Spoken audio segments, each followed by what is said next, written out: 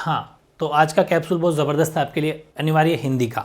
हालांकि अपने जो कवि या लेखक परिचय बहुत शानदार तरीके से, बहुत ज़बरदस्त ट्रिक के साथ में कर लिया है, लेकिन उसमें से भी कुछ सिलेक्टेड आपने मांगे थे, इसलिए मैंने ये इंपॉर्टेंट दोनों बनाए हैं। तो अपन अभी जो बात करेंगे वो अपन बात करेंगे आपके आरोह भाग सेकंड जो बुक है उसमें काव्य खंड की या पद्य खंड बोल दो चाहे, उसमें इंपॉर्टेंट मैंने मुश्किल से 4 लगाए हैं बस। कितने? ओनली फॉर 4, 4 ही लगाए, सिर्फ 4 ही। 10-11 चैप्टर थे, लेकिन 4 अगर कवि लेखक परिचय पढ़ के चले जाते हो तो आपके 100% इसमें से आपको मिलने वाला। और तो क्या करूँ बताओ, ठीक है। और 4 ही या 5 आपको गद्दे में लगा दूंगा, उसका कैप्सूल अलग आएगा। लेकिन एक बात और बताना चाहूँ कि वैसे तो अपन ने कवि लेखक परिचय बहुत शानदार तरीके से किए थे, वो सफिशियंट है। लेकिन आप खूब लोग कह रहे थे इनकी मृत्यु भी, निधन भी लिखें क्या, तो चाहो तो निधन लिख दो। वैसे निधन का ज़्यादा इंपॉर्टेंस नहीं होता, लेकिन अगर लिखना चाहते हो तो इन सभी के निधन लिख देना। कौन से? जो 4 और पढ़ लेना।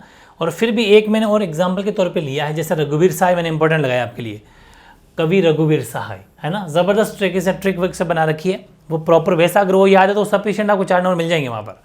लेकिन फिर भी और ज़्यादा कुछ की नहीं, हम तो और कुछ अलग तरह से लिखना चाहते हैं या कुछ उसके अंदर ऐड करना चाहते हैं तो आप ऐड भी कर सकते हो।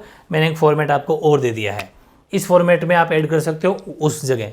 प्रमुख रचनाएं अपने वही रखना, क्योंकि वो ट्रिक याद है आपको, ट्रिक से याद होगी वरना भूल जाओगे, ठीक है। इसमें से कुछ कट पेस्ट कर देना, जैसे कि कवि रघुवीर सहाय का जन्म उत्तर प्रदेश के लखनऊ में सन 1929 में हुआ। रघुवीर सहाय समकालीन हिंदी कविता के संवेदनशील नागर चेहरा है।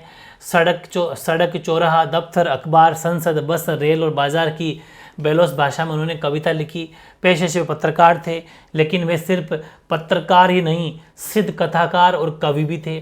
कविता को उन्होंने एक कहानीपन और एक नाटकीय वैभव दिया और इनका निधन नई दिल्ली में सन 1990 में हो गया। ये वाली जो लाइन है इसमें से कोई जरूर नहीं है, क्योंकि 4 नंबर में आएगा। वैसे तो जो अपन लिखा सफिशिएंट है, वो फुल मार्क्स भी दिला देगा आपको, 4 में से 4।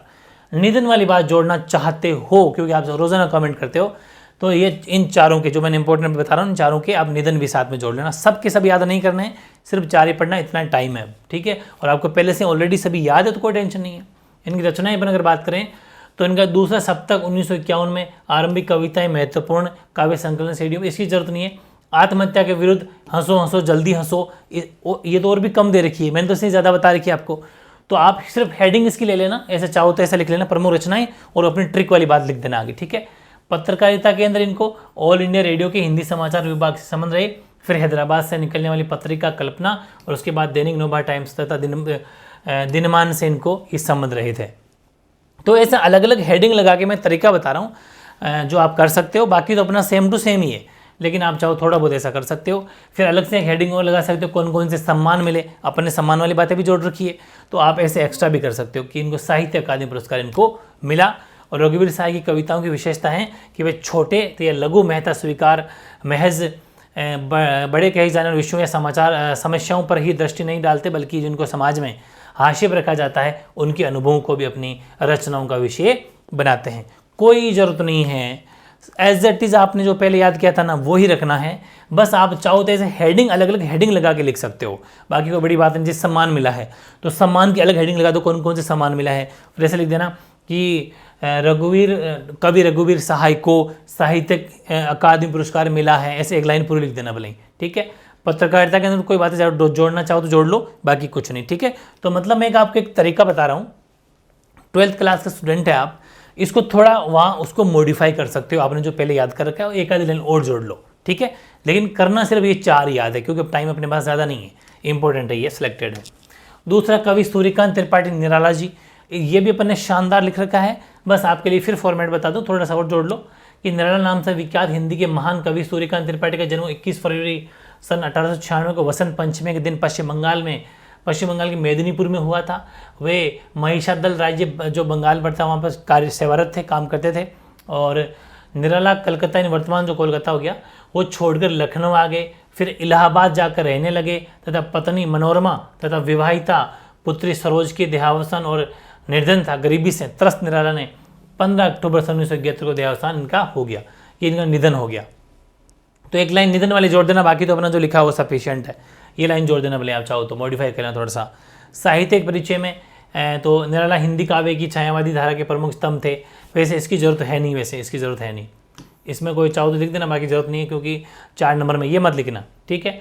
रचनाएं और तुलसीदास, रचनाएं लिखनी है आपको कि निराला जी ने गद्य तथा पद्य दोनों में अपनी रचनाएं की हैं। अनामिका निराला जी की छायावादी कविताओं का संग्रह है। उनकी श्रेष्ठ रचना राम की शक्ति पूजा और सरोज स्मृति हैं। उनके शोक गीत इसी में संकलित हैं। तुलसीदास छायावादी शैली में लिखा गया खंड काव्य इन्हीं का है। तुलसीदास जो है वो छायावादी शैली में लिखा गया इनका खंड काव्य है। परिमल है, गीतिका है, अपरा है, कुकुरमुता है, नए पत्ते।